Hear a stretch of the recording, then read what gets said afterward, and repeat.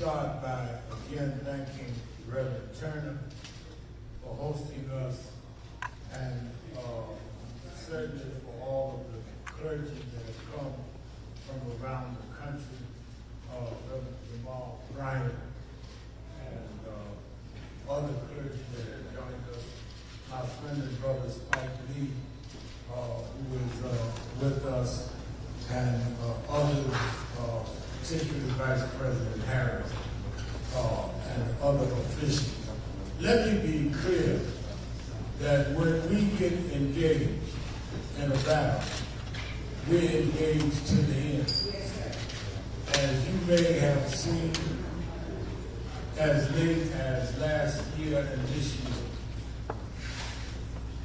if it was Ahmaud Arbery's trial, if it was Trayvon, if it was George Floyd's trial, we were there with the families, or we were marching on the prosecutors.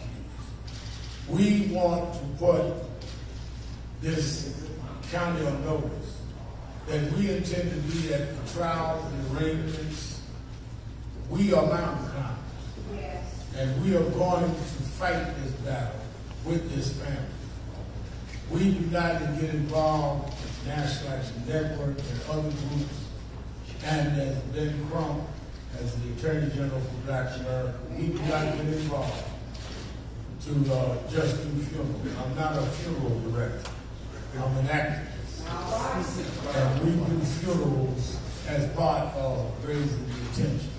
Secondly, it is imperative that the United States Senate and Congress deal with the George Floyd Justice and Policing Act. Civil rights organizations, the 8 legacy groups, including National Action Network, had virtual meetings set this week with Senator Schumer and with Hakeem Jeffries to talk about how we reintroduce the George Floyd Act. Attorney Crump and the family and I have talked to Senator Cory Booker about it. All roads lead to legislation. We are not going to stop until legislation is signed. Yes. Martin Luther King III and Andrea Waters King of the Drum Major Institute and National Action Network is calling for tens of thousands to meet us in Washington on August 26th around continuing the dream, protecting the dream, including the George Floyd bill, which is why we have many of the families fly in. So this is not the end of a funeral, but the beginning of a movement around legislation. As McCarthy meets with the president on the national debt ceiling, we're going to engage them on the debt owed Black America. The Congressional Black Caucus has invited the family and us to the State of the Union. We do know the state of our community, and we intend to be diligent about it. I bring Ben Crump, and Spike and I had to slip out, but we're trying to get back on his ice. But we want to hear Attorney General Bill Ben Crump.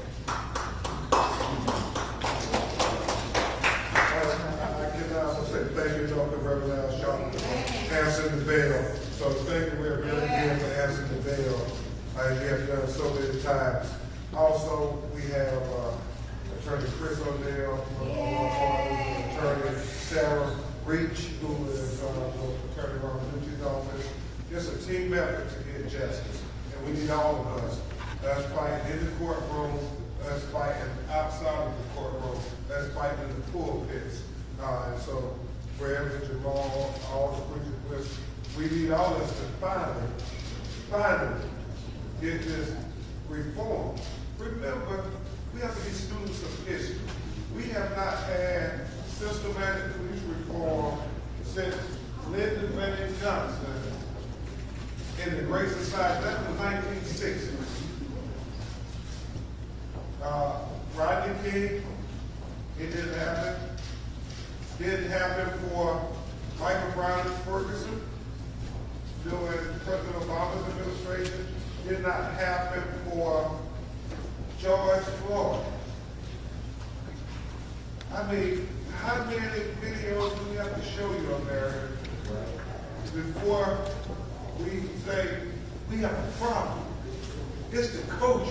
Right. It's the culture. It's not whether the officer is black, Hispanic, or white.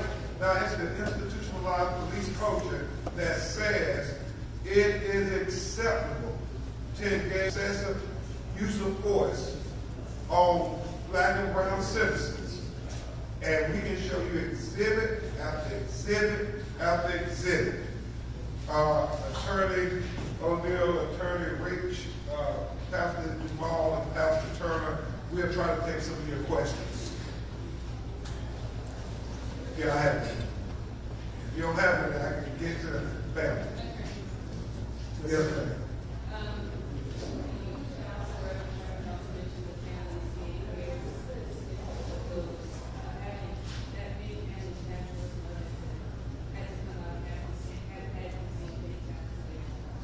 You know, it's so significant to show America that these are not isolated incidents. For years, for decades, they would say, well, black people say the police brutalized us. Nah, we think y'all just exaggerating and y'all are lingering and so forth. We can have scars and bruises, but it didn't matter until we got video. That was the game changer. I talked about the vice president, I said, whatever we do, we got to continue to fund body cam video because we got to be able to see what's happening. Transparency is the only thing we can depend on. You won't need me to interpret it for you. You won't need Pastor Brown or Pastor Turner to go behind it and interpret it for you. You can see it with your own eyes. I told them, video is so important because if we got transparency, then we can get accountability, and then we can get to trust. And that's what it's about. And the blueprint is set down here in Memphis. I don't ever want to hear them say, Attorney O'Neill, that we got to wait a year, we got to wait 2 years like, with Eric Gardner and Tamir Rice. They can't say that anymore because the Tyre rule is 20 days. Start counting. When we see a video of the crime, whether it's white police officers or black police officers, that's now the blueprint. And we can't do this just with the black police officers. We got to do this with any police officer brutalize us. Anybody want to say anything about the families? Oh, so that's why I want to say that's why the families are so important, because we got to show them these are not isolated incidents, that it is a systematic, a systemic problem in America. Falsified police report was released. It was leaked. The angle was verified the validity of it being the actual. You see names in there that we haven't seen splashed around the media like the others. What's the status of that investigation? What's going on with that? And the additional reports, additional videos that have yet to be released that were stated. Yeah, just like we stated many, many times, sister, every last one of them on that video need to be held accountable, whether they acted or whether they failed to act. Because, Sarah, is that just as important, your failure to act. All those officers on that scene, and they walked around like it was business as usual. And what that tells us, Pastor Brown, that tells us is culture. It's a pattern and practice. That's our biggest case for pattern and practice. It didn't seem like it was any problem with what they had did to Tyre Nichols. It was business as usual. And we don't have scorpion units in the white neighborhoods. We only have scorpion units in the black neighborhood. And we have to speak truth to power to that. Attorney Crown will build off of that. This was a scorpion unit, a so-called elite unit that had started because of concerns about violent crime and rights. We know those concerns are playing out across the country. What do you make of these units, the fact that they're often going to appear in black communities? How should we be thinking about them? And how should the rights of citizens be balanced with concerns about rising? About what? About the concerns about rising crimes. So, they would have you believe that crime only happens in the black communities. Sometimes happens in the white communities. It is, we disproportionately target black and brown communities. And black people, I believe, to proliferate the prison industrial complex. The statistics bear out that, you know, take marijuana for instance. There were many white kids selling marijuana as black kids, but the police slapped them on the wrist. But then they had these jump out boys, these scorpion units. In Atlanta, their problems told me they were the red dogs. I mean, ain't that much you every city in America, they got one of these organized crime units that trample on the constitutional rights of black and brown communities. And, you know, his mother said, Tyre was sent for an assignment. And we are trying to figure out what that assignment is. She said she believes there has to be some good that comes out of this. And maybe that's part of the good, that we're going to start calling out these organized crime units that only target black community. I have never heard of an organized crime unit going to brutalize our white brothers and sisters in their neighborhoods. Show us that video. Attorney Carl, regarding the George Floyd Act, do you see any concessions that can be made that you think would help the bill pass Congress? You know, I was talking with Congresswoman Sheila Jackson Lee. I know Senator Brooker and the family are scheduled to talk. President Biden and Vice President Harris renewed their commitment to say we have to get this bill made into law. And, you know, I guess the art of politics is negotiations.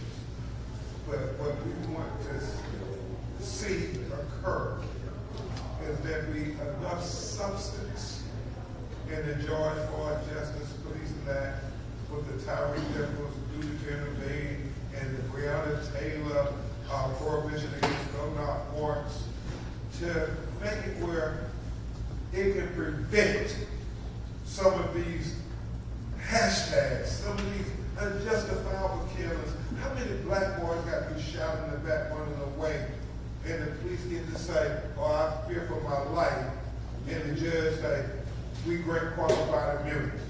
How many? And so I think it's going to be a negotiation, but I want to believe in my heart, as Reverend Al said during the eulogy. You know, the Civil Rights Act of 65 didn't pass overnight. It's a fight. You know, power concedes nothing without a demand. A quick follow-up. Guys, too. Then you go get the last one. You mentioned previously intent should file a lawsuit with the city office or sort of now that they been disbanded, is the lawsuit still pending? And if so, when can we expect it and what would it look like? If that was your loved one who was lynched by the police like that, would you believe the fact they have a right to bring a civil wrongful death lawsuit? So of course, his family, his son, are going to have a lawsuit brought on their behalf.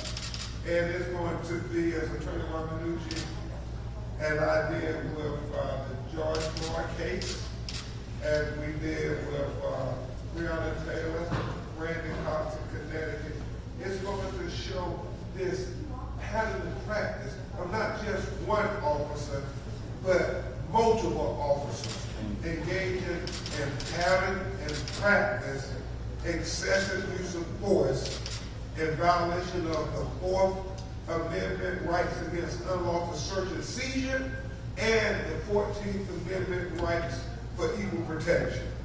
I mean, it is so clear that Tyre Nichols, not just civil rights, but his human rights were violated. Last question. Attorney Carl, you talked about the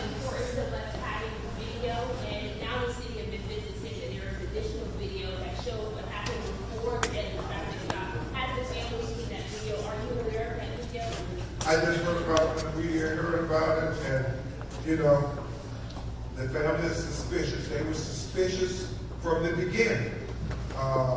You know, Attorney Joyce and Attorney Turner here in Memphis, they are local attorneys with dot every I crossing every T, because like the Vice President and I talked about, video cameras help give us transparency, and transparency plus accountability equals trust. If we see people in our captured on video and they know to look at us, arrest us and charge us immediately. But then when police officers do the same thing just to commit crimes and we don't see accountability, that leads to mistrust. So I pray that we get accountability, not just on Tyre, because it's a national case, but how about those other citizens in the community who said the Scorpion Unit assaulted and battered them too? I mean, we gotta have justice for all of us. That's what America says, live in justice for all. Thank you. Press at inpump.com for any additional follow-up questions. Press at inpump.com.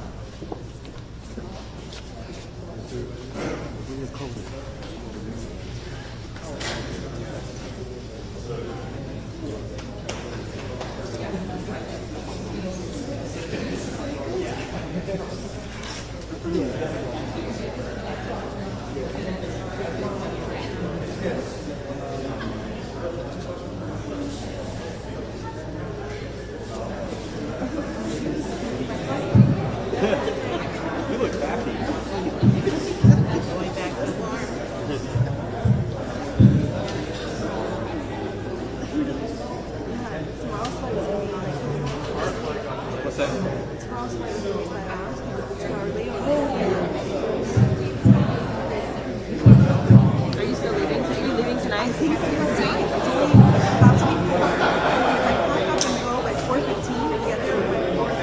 Yeah.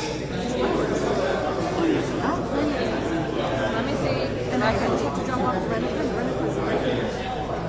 It's a small airport. It's super urban. I think I can make it. I mean, I do have another flight tomorrow. I think I can make it. What time is the flight? Southwest. What time is it?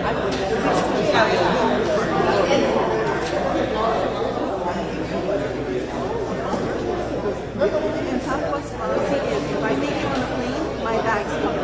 Right. That's what they say. I've got pictures.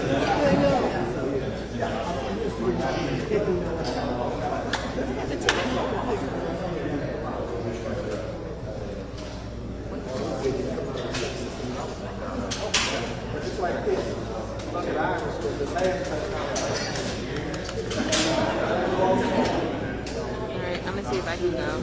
Are you trying to leave? I don't know. I mean, there's no point in me staying. And the weather's gonna be shit tonight. Worse tomorrow. I think I can truly make it.